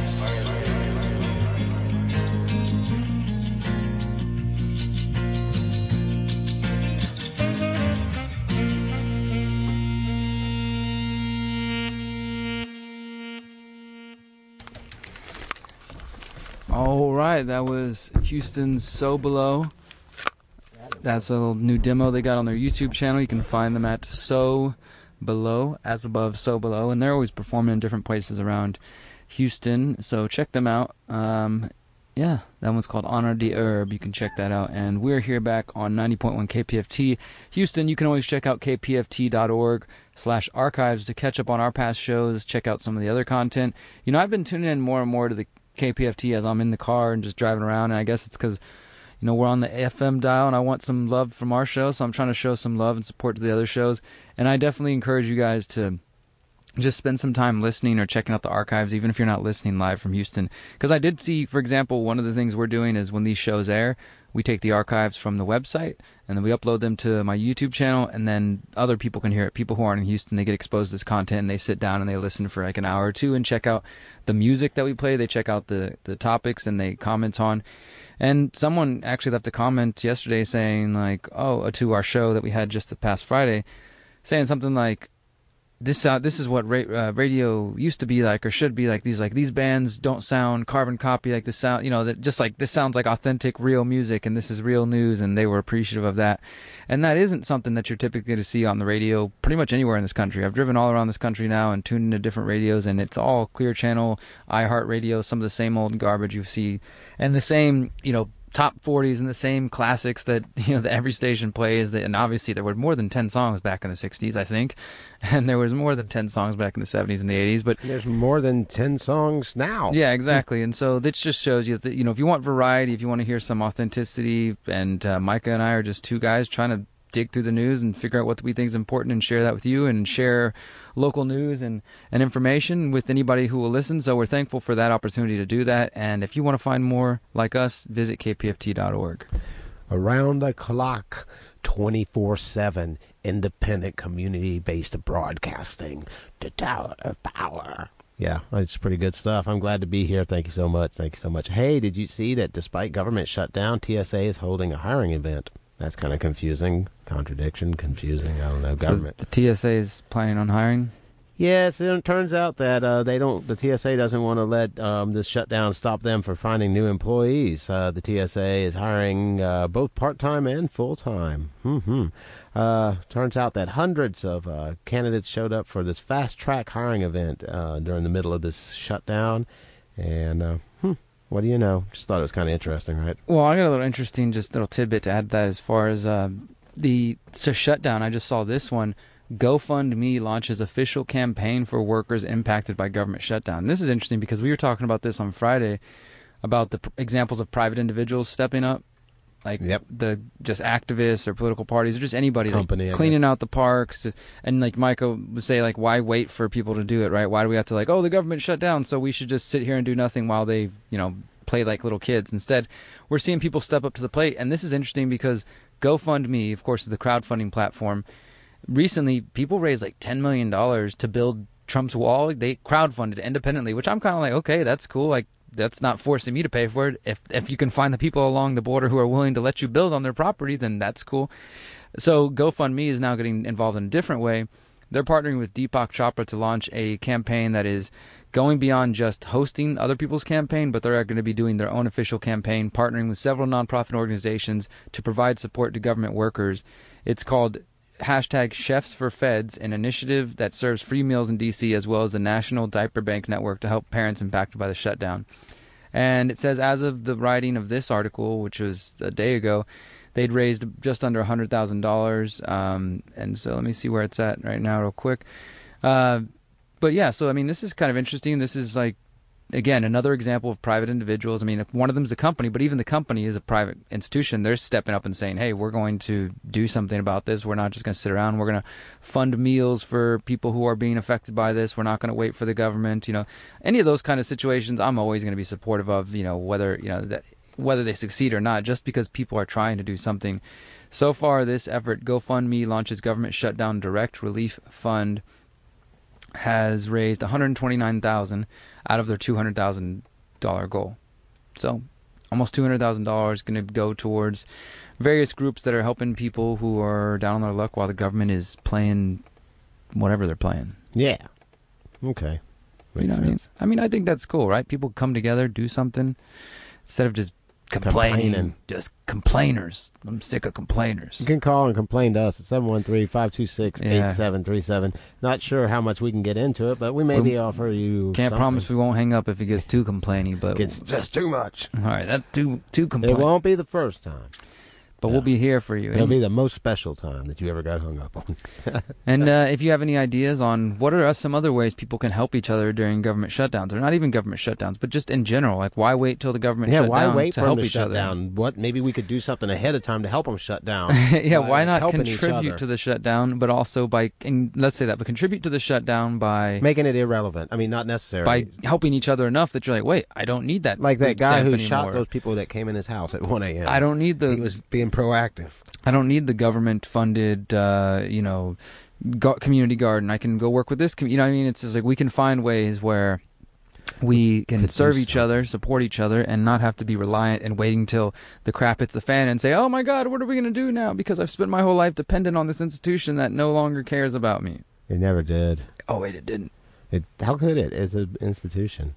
How could it care about people? Hey, speaking about not caring about people, it turns out that a former staffer of Sheila Jackson Lee claims in a new lawsuit that she was fired in retaliation because the staffer was preparing to pursue legal claims over an alleged sexual assault by a former employee of the Congressional Black Caucus Foundation. And when she went to take it to Sheila Jackson Lee, she was let go of her job there. So, would Sheila Jackson Lee fire someone for bringing forth allegations of sexual assault in her watch? I'm not sure, but the news is out there. Might be growing like so many other stories. Yeah, we'll see where that one goes. I'm sure, man, that gives me a tip. I'm sure she wouldn't want to be asked about that right now. No, this picture doesn't look like she wants to be asked about it. Actually, most pictures don't look like she wants to be asked about it. Yeah, I remember that.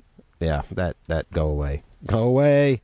But the girl was 19 years old when she worked there, and because she didn't immediately run out and, create a mess after being raped, that, you know, they're kind of acting suspect about it. But it's only been like a couple of weeks, and she was fired a few weeks after asking to speak with Sheila Jackson Lee. She'd already spoke to one other individual, Representative Terry Sewell, about the rape. So, you know, I'm sure she was probably going to try to go through the proper procedures or something. So who knows? I don't know if she was raped or not, but that does sound kind of fishy to get fired just for trying to talk about it. Yeah, bringing up concerns. It seems to be a common practice, right? We were told by the mayor last week. We didn't really talk about that this week, but that we were told by the mayor last week that we got super neighborhoods, and if you got questions, it makes the job easier. Please raise those questions. Talk to us about it. Don't ask those questions. Don't ask those questions. Stop them at the super neighborhood level. That's where we can stop them and redirect them, right? Don't ask too many questions around here. We don't got time for questions, okay? We don't got time. We don't got time for you to just voice your concerns. We're trying to build something here, and you got to break a couple of eggs. Faster, better. Faster, better. In a rare move, I don't know what's so rare about it, Israel confirms attacking Iran forces in Syria. In an extraordinary statement, the Israeli military confirmed today that it attacked Iranian military targets in Syria hours after carrying out a rare daylight air raid near the Damascus International Airport. That's right. They're just over here having acts of war all up in them. Yep, that's right. The statement was issued hours after Israeli missile defense intercepted an incoming missile over the Golan Heights in the wake of the airport raid. We have started striking Iranian Quds targets in Syrian territory, the military statement said. We warned the Syrian armed forces against attempting to harm Israeli forces or territory.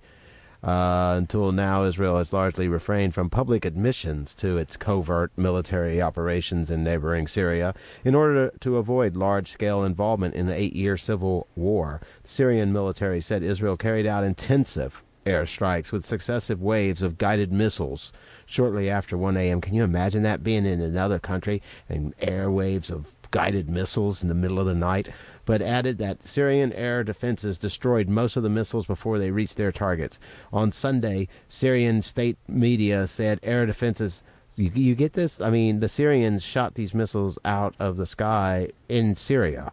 On Sunday, Syria state media said air defenses repelled an Israeli air raid near the international airport south of Damascus. State TV said Syria's air defenses prevented the attack from achieving its goal. It said Israel targeted 6 missiles on the area near Damascus International Airport, of which 5 were shot down and 1 diverted to a nearby empty farmland. Residents of the capital said they heard explosions early Sunday afternoon, apparently the sound of air defenses firing into the air. The Israeli military had initially declined to comment on the airstrike, though it said a rocket fired at the Israeli-occupied Golan Heights was intercepted by Israel's Iron Dome defense system. Israeli warplanes have used Lebanon's airspace recently to strike deep inside Syria, including attacking a warehouse near Damascus International Airport earlier this month. According to Syrian state media, Israeli Prime Minister Benjamin Netanyahu recently confirmed that Israel has struck hundreds of targets in Syria linked to Iran and the Lebanese Hezbollah militant group, including a weapons facility. 2 weeks ago, Iran and Hezbollah are allied with the Syrian government in the civil war. 2 hours after the reports that Israel's Iron Dome intercepted a rocket fired toward the Golan Heights, Netanyahu, who is currently on visit to Chad, said in a statement, quote, "We have defined policy to harm Iranian entrenchment in Syria and to harm anyone who tries to harm us." Earlier Sunday, a roadside bomb went off south of Damascus without causing casualties, state media reported. The SANA news agency said the blast targeted a military checkpoint on a main highway during rush hour.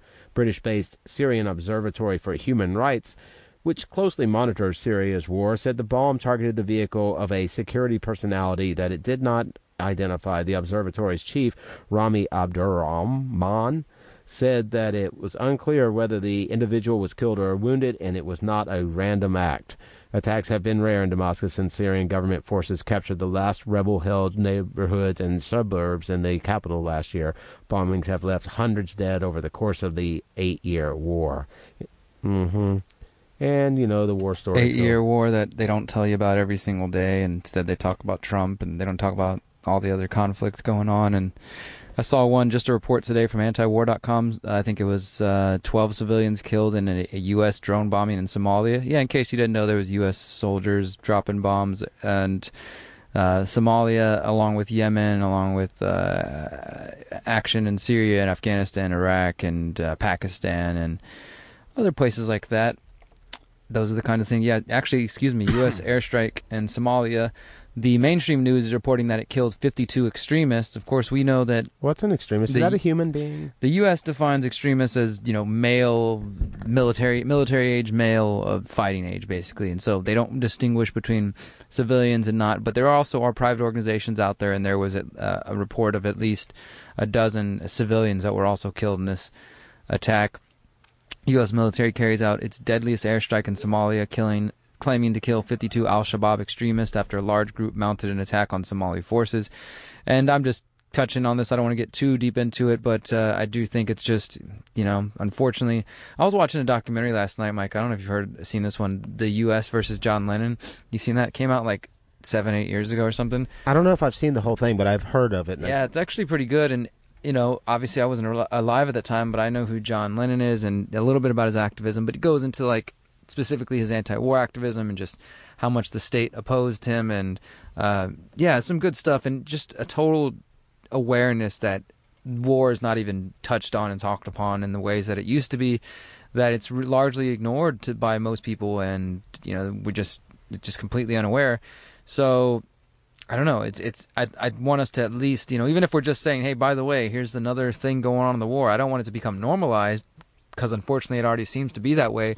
But I at least want us to acknowledge that there are people still dying and conflicts still going on, and U.S. taxpayer dollars still going to fund these conflicts that are leading to possibly the creation of more what we call terrorists, people who just want the U.S. out of their home country and things like that. Because they keep killing people. We're still in Afghanistan. Because you keep bombing people, keep killing people, and it's not even on the table these days. That's why I was saying earlier off the air that... So there should be some candidate coming that's really against the war, right? Even if there's one candidate, I'm not a Democrat, I'm not going to vote for Democrats against Trump or anything like that, but if even one candidate, and so far it seems Tulsi Gabbard, if she can come into these, this 20 or so people who are running in the Democratic primary, and actually inject some war conversation, that could be interesting, because pretty much everybody else running is a warmonger, and so it would make them all look... They would at least all have to come out in the open and say what they support at the very least. Unfortunately, though, a large mass of the American population is also now supportive of war, or at least if it's their favorite candidate talking about it, then they'll accept it and they'll make excuses for it. I don't think people really like thinking about dead babies and men and women and people losing their homes and the actual real-world repercussions of these kinds of things.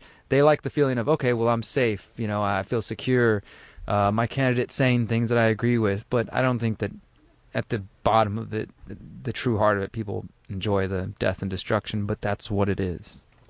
Yeah, for sure. I'm not going to get into this story, but we got it from a longtime listener, and we posted it up on the page. It seems to have caught some traction. DNA pioneer James Watson loses honorary titles over racist comments.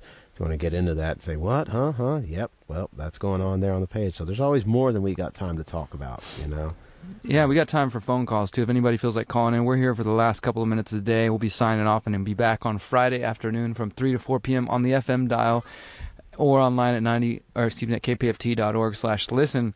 Until then, feel free to call in 713-526-8737 if you want to share your thoughts on any of the things we've talked about. We've talked about a whole host of issues and range of topics, and we're excited to hear your thoughts and opinions. And even if you got nothing to say today, that's fine. Just tune in on Friday, hang out to listen to whatever's coming on after us, listen to the FM side, see what they got going on over there. I see a musician over Somebody's there. getting ready to play music on the other side of that'll be going on. So maybe at the 5 o'clock hour, once we sign off, or the 6 o'clock hour, you check out what's happening on the FM dial at kpft.org. Do you see that thing about pack of wild dogs in Texas carry DNA of nearly extinct red wolf? There's I did see that. All kinds of stuff going on in the world, And I think that's the thing, about like free thinking in a way also, is to just, not always think that everything's determined, that the science is all in, that dogma rules, and that, there's no other way to see or think of things. Sometimes you almost have to let go of everything you think to see something differently, And I don't have a good example of that. I was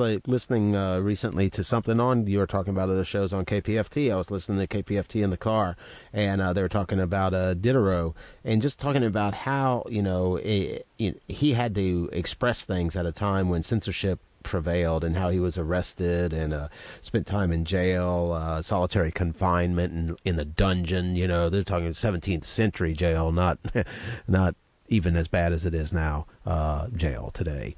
And I thought it was very interesting because, you know, this is a time where free thinking as a phrase really became used more and more, and the ability to think beyond the monarch and the church and these structures that were basically, if you think about it, what we're talking about now, power structures. They were power structures that influenced not just who was in charge, but how the very structure of power was dealt with, divine right of kings. As soon as you start to question this, you know, Catholic Church at that time, in Europe, which had all kinds of things added to it, more than what your average Christian of America would think of as, you know, good Christianity, you know, propping up princes and kings and wars and death and all kinds of things that, you know, it doesn't really talk about too much in the Bible. But given that, you know, questioning the errors and the how do I put it, the fundamental assumptions and presuppositions inherent in that system was enough to get a person, you know, just for writing a book, jailed in solitary confinement and threatened with, you know, their life, you know. So point being, free thinking is dangerous. And it's always been dangerous. And it's not an easy thing that just, it's something by being woke you're hip to. It's something that it's an action you have to take. You can't get a script from Derrick or me or anybody about really how to do it. You just have to think for yourself, you know. Say something here, Derrick, because I think this is an important point. Like, talk about what free thinking might be. Well, I mean, I think it's what we're trying to do here is encourage free thinking, critical thinking might be more to the point, and just getting, you know, a big goal of mine in this whole effort of doing all these different things, radio shows, interviews, whatever, is to try to get people to just question things, think for themselves. I mean, that's the whole, to me, the whole basis of, outside of any kind of theory or research of the original concept of the Houston Freethinkers and Freethinker Radio, is to just get people to question, to think, to ask questions, to think deeper, to confront their own biases, and to confront themselves with information that conflicts with their views. I mean, I really recommend people read all kinds of things from different viewpoints. Read things that you know you're not going to agree with. It'll just so make you stronger in the long run, right? I mean, it might change your mind, or it might just like reaffirm why you don't like that point of view. But my point is, you never know what's going on if you're just focused on one side of, you know, life, or one side of the story, one side of the picture, right? There's so much going on. There's so much. We're in an age now where we're inundated with an overflow of information. We have to be discerning. We have to think for ourselves. We know we can't expect the corporate media to tell us the truth. We know we can't expect the government to tell us the truth. So it's up to us as individuals to have some personal responsibility. Don't wait for the government to fix it. Don't wait for the corporation to better their standards. Take care of your own mind. If you're not thinking for you, who's thinking for you? Where are you getting your thinking done? Who's doing that stinking thinking if you're not doing? Yeah, for sure. I think there also, you may discover that there's more power to your mind than you ever imagined. There may be also thought, maybe, you know, have dimensions of it and capabilities that you've never put to work. You know, I know I was watching a show on Tesla, and he was talking about he would imagine these machines completely before he even began work on them. You know, all of us may have some, for sure, may have these special powers, different kinds of powers.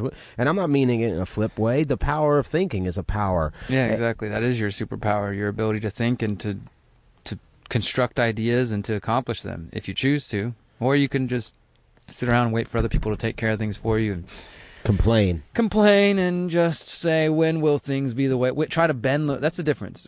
I think free thinkers, they take action and they create freedom in their lives, whatever that means, and take responsibility for their actions and try to create the version of reality that they want, right? Whereas other people who are maybe not thinking for themselves, they sit around and wait, and they hope somebody else will come save them. They're worshiping authority, or at least they're blindly believing that authority is going to save them. Do you think some of it comes from maybe the way we're educated? I absolutely do think so. The state education system is a big part of the way that people are, you know, those of us are shaped. And even some of us go into that system and come out and still are strong critical thinkers, right? But it's regimented to get people into a really uniform standardized way of thinking.